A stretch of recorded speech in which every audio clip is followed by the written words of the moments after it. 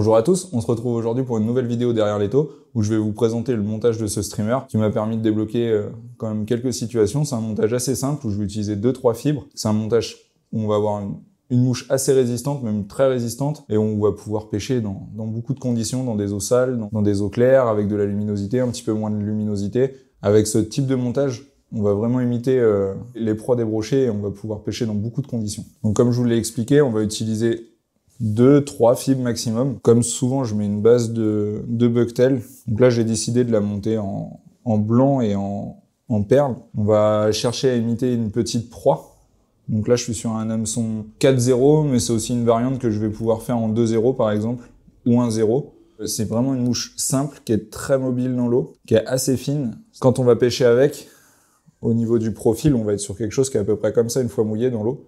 Et à chaque pause, hop, ça va se gorger un peu plus d'eau et les fibres vont être très mobiles. C'est une mouche qui est peu dense et qui va se faire facilement happer par un brochet. Sur des petites tailles, c'est idéal pour aller traquer la perche. C'est aussi une mouche que je tenais à vous présenter parce que c'est assez simple à réaliser, vous allez le voir, et qui est très facile à lancer. Donc pour démarrer le montage ou démarrer la pêche du brochet à la mouche, c'est une version assez simple et qui est vraiment efficace. Donc on démarre avec du bucktail. On n'a pas besoin d'avoir une super bonne qualité de bucktail dans le sens où c'est pas c'est pas l'élément qui va travailler le plus sur cette mouche. Ça va être juste pour soutenir notamment le flash à bout et lui donner cet effet très planant. Donc là par contre, on va commencer à mettre le flash à bout. J'aime beaucoup ce coloris pearl qui dans l'eau va vraiment imiter ce reflet d'écaille et qui est vraiment efficace. Ce que vous faites, c'est que quand vous avez coupé votre mèche, on veut pas quelque chose de trop linéaire, de fibres à la même longueur. Enfin, moi, j'aime moins. Donc on va venir un peu casser ça. On va avoir des fibres de plusieurs longueurs. Et là, faut pas hésiter, on va en mettre quand même suffisamment.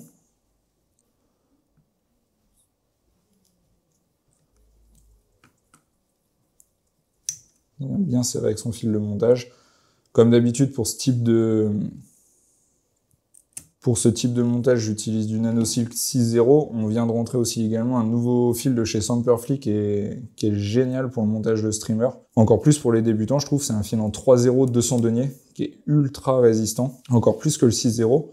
Forcément, il est plus épais. Je suis resté sur ce que j'utilise déjà depuis longtemps. Donc là, on en a mis une première fois. On va venir même en remettre une deuxième, histoire de bien couvrir tout le bucktail. Le gros avantage du flash à bout dans l'eau, comme je vous l'ai dit, c'est encore une fois, c'est très mobile. Donc ça, c'est plutôt top. Et le second avantage, c'est que c'est très résistant. Donc on peut faire un paquet de poissons avant de détruire une mouche. Voilà, là j'ai mis sur un peu moins de longueur. On va dire qu'on a équilibré le bucktail sur deux parties égales. Et là, au lieu de couper, je vais venir rabattre et aplatir avec mon pouce en même temps. Voilà, pour bien recouvrir le bucktail et avoir quelque chose de très brillant dans l'eau. Là, on va pouvoir remonter un petit peu son fil, recouvrir la hampe. On va venir mettre un peu de cyanolite. Là, ça va avoir deux intérêts. On va venir d'une empêcher que le montage tourne. Et de deux, on va pouvoir après appliquer une chenille Palmer pour encore une fois éviter de mettre des matériaux, des superpositions de bucktail, de flash à bout et ainsi de suite. Là, vous allez voir, on va simplifier le montage. D'une, pour gagner du temps. De deux, pour garder quelque chose de très fin dans l'eau. Pour vraiment imiter ces petites proies qu'on va retrouver, comme je vous l'ai dit tout à l'heure, en fin d'été, début d'automne. Et des fois, c'est même le type de streamer que je peux utiliser jusqu'en hiver. Donc, c'est vraiment intéressant.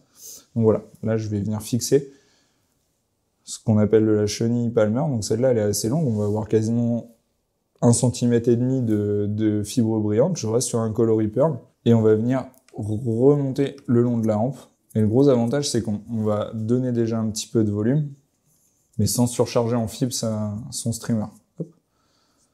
Donc là, l'idée, ça va être de venir arrêter son fil à 1,5 cm de l'œillet de l'hameçon pour être dégagé. Et on va venir faire des enroulements.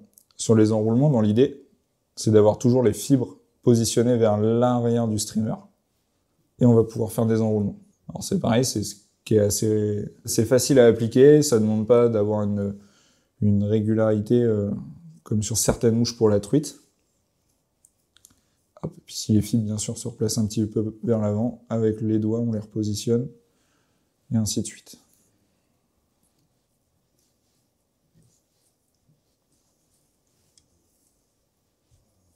C'est vraiment assez facile à appliquer. Et encore une fois, c'est un gain de temps et un gain de poids final. Donc là, on va venir bloquer avec son fil de montage. On coupe l'excédent et on rabat tout vers l'arrière. Donc voilà, là on va dire qu'aux 2/3, notre mouche est presque terminée. On va reprendre un peu de bucktail. Là, on va prendre une pincée assez épaisse quand même pour bien préformer la tête. Hop. Ce que je fais sur ces moments de montage quand j'utilise mon bucktail, c'est que je vais remonter un petit peu plus haut comme ça, voilà. On va venir tapoter. Hop, on va enlever tout l'excédent de fibres, de poils trop courts, qui peut nous gêner pour rabattre le bucktail. Parce que là, dans l'idée, c'est quand même qu'on donne un tout petit peu de volume à la mouche. Donc encore une fois, on va le monter en inversé. On le positionne bien tout autour de la hampe, donc on ajuste, hein, on fait juste pivoter ses doigts autour de la hampe et de l'œillet. On récupère son fil de montage, et on fait 2-3 enroulements, et on va venir serrer fort. Et on recommence. Et voilà, mon bucktail, là, c'est plutôt bien réparti autour de la hampe de l'hameçon, on va avoir quelque chose de régulier. On va venir couper l'excédent de l'autre côté. Voilà. Et après, à l'aide d'un tasse-poil,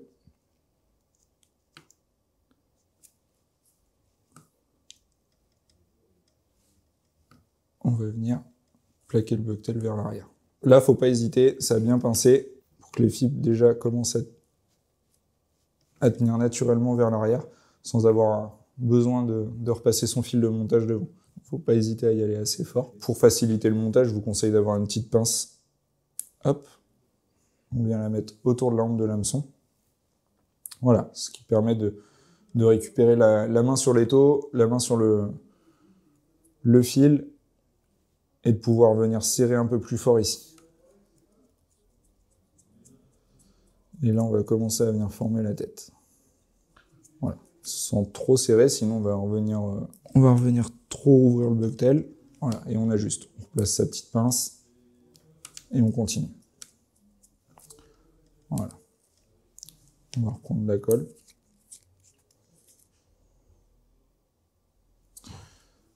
Et typiquement, ça serait aussi le genre de streamer qu'on pourrait utiliser en mer. Ça, c'est quand même assez appréciable. C'est vraiment multi-application. Voilà. On va attendre que la colle, elle prenne bien. On va pas se précipiter, sinon ça va être embêtant. Donc là, pour la dernière étape, hop, voilà. On a quasiment tout notre streamer de terminé. Ce qu'on va venir faire, c'est qu'on va, dans un premier temps, former une boucle avec son fil de montage.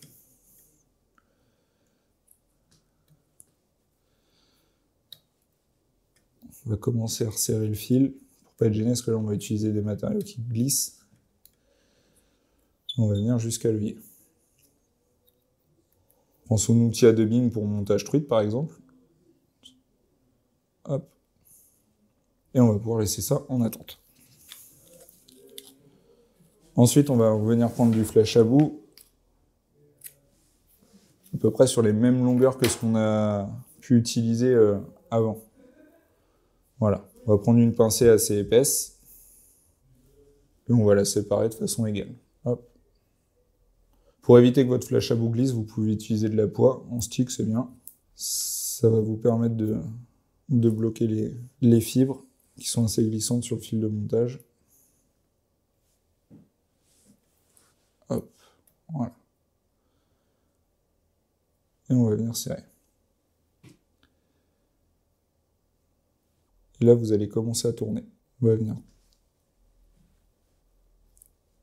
emprisonner ces fibres de flèche à bout. Il ne faut pas hésiter à y aller. Hop. Ensuite, à l'aide de la pointe de son ciseau ou d'une aiguille, on vient enlever toutes les petites boucles qu'on peut avoir qui pourraient nous gêner. Ça se fait assez facilement. Hop, et voilà. Et là, on va pouvoir commencer à enrouler autour de la tête de notre streamer. Bien sûr, à chaque fois, on vient rabattre. Voilà. Et on replace avec ses doigts de façon à avoir quelque chose d'assez uniforme. Hop. Voilà. Et là, on peut relâcher, enlever et sécuriser. Au début, les fibres vont pas toujours bien se positionner, c'est pas grave. Vous les replaquez vers l'arrière, vous reprenez votre petite pince et vous posez. Voilà. Et ensuite, on va former la tête. Donc là, je mets une bonne dose de fibres. Ce que je veux, c'est à la fin obtenir une mouche qui soit polyvalente, qui puisse pêcher à peu près partout. Donc on va faire une tête en résine. Donc, on va venir bloquer son fil de montage. Et on va pouvoir commencer à faire la tête. Déjà, ce qu'on va faire, dernière étape de colle, on va venir tout bloquer et on va poser des yeux. On a reçu ces petits yeux d'ailleurs cette année qui sont assez sympas. Qui ont cette forme, cette petite forme de goutte d'eau que je trouve assez intéressante. On a plusieurs coloris, du jaune, du rouge, du orange. Ils sont assez visibles, ils réagissent aux UV et ça va pouvoir nous permettre de former des têtes un petit peu profilées à la manière d'un casque. Et là, on va pouvoir le poser quasiment sur le fil de montage, c'est pas gênant. Puis après, on va venir mettre de la résine. Le gros avantage de faire ce genre de tête, c'est qu'avec une soie flottante, on va avoir une mouche qui va passer juste sous la pellicule. Avec une soie intermédiaire, on va commencer à pêcher un peu plus creux. Et forcément, avec une soie plongeante, on va avoir une mouche qui va couler assez vite, qui va être emmenée assez vite, avec son poids en tête. Donc là, on va pouvoir passer à l'étape de la résine. Vous voyez, ça nous fait un streamer qui est quand même assez fin. Alors après, pour les personnes qui cherchent à ne pêcher que dans des zones shallow, c'est pas gênant, vous mettez le bucktail et votre flash à bout en tête plus proche de l'œillet, et vous positionnez vos yeux vraiment dessus. Mais là, je cherche vraiment à faire un casque, et voilà. Et dans l'eau, la mouche, elle aura exactement ce profil-là. Très fin, et à chaque pose, très mobile derrière, avec beaucoup de brillant. Voilà. Et pour former plus facilement ce genre de tête, j'utilise de la épaisse, une résine UV Solares épaisse. Ça va être plus facile à travailler, elle ne va pas s'étaler trop rapidement. Mais encore une fois, il faut y aller par étapes. On va déjà venir figer ça. Ce qui est vraiment bien avec ce type de montage, c'est qu'on va pouvoir l'utiliser dans beaucoup de cas de figure, comme je vous l'ai dit tout à l'heure. On va pouvoir l'animer de façon très rapide, en roulis-poulies avec la canne calée sous le bras et en strippant assez vite avec ses deux mains, de façon plus classique, un peu en stop and go, où on va pouvoir faire 2-3 tirées bien franches et une bonne pause, et puis laisser le streamer travailler tout seul. C'est toujours pêchant. Je l'utilise aussi beaucoup dans des eaux qui peuvent être piquées, mais par contre, c'est vrai que c'est toujours plus efficace avec une bonne lumière. Partant de gris, je vais faire le même type je peux utiliser le même type de montage, mais je vais l'utiliser sur des coloris différents, c'est-à-dire que je vais travailler plus sur du orange ou du chartreuse, par exemple. Et c'est une mouche qui est redoutable parce qu'on est sur pour moi, le bon format pour pêcher le brochet. On n'est pas sur quelque chose de trop gros. On est sur une proie relativement facile. Et puis c'est quasiment indestructible, donc ça c'est génial. Voilà, la mouche est terminée. Et voici le type de montage final que j'aime beaucoup utiliser. Que ce soit sur les deux profils, comme je vous l'ai dit tout à l'heure, on peut plus ou moins préformer le casque, c'est-à-dire avoir quelque chose d'un petit peu plus gros qui va pousser un peu plus d'eau, d'avoir quelque chose d'un peu plus fin. Mais voilà, on va rester sur ce type de proie que j'aime beaucoup utiliser, surtout sur le brochet. On a une mouche qui est vraiment efficace et qui va permettre de pêcher dans beaucoup de conditions. Donc voilà, aujourd'hui je vous ai présenté un montage assez classique en blanc et perle. Bien sûr, vous pouvez le décliner dans plein de couleurs, comme je vous l'ai dit tout à l'heure, en orange, en chartreux, en noir. En noir, c'est assez redoutable aussi quand on a un peu moins de luminosité, par exemple. J'ai hâte de voir vos réalisations, n'hésitez pas à me les envoyer en photo. Si vous avez des questions, n'hésitez pas à me les poser dans l'espace commentaire sous la vidéo, par mail ou par téléphone, ou encore mieux, venir me montrer vos réalisations au magasin Pontivy. À bientôt!